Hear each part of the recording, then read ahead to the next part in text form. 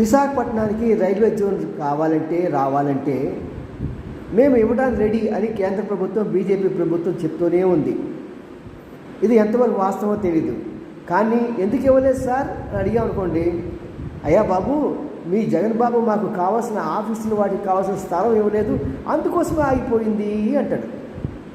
బాబు గారు కనీసం మీరైనా ఇప్పుడు ఈ విషయం పట్టించుకొని మేఘాల మీద వాళ్ళకి ఆఫీసులకు ఎంత స్థలం కావాలి, ఎన్ని ఎకరాలతో అది సరిపోతుంది అనేది వాటిని ఏర్పాటు చేసి వెంటనే విశాఖపట్నానికి రైల్వే జోన్ తీసుకురండి. కారణం ఏంటంటే ఇంతవరకు మన రైళ్ళని మన ఉద్యోగాలని ఒడిశా గవర్నమెంట్ ఎత్తుకుపోయి భువనేశ్వర్ స్టేషన్లో పెట్టుకుంది.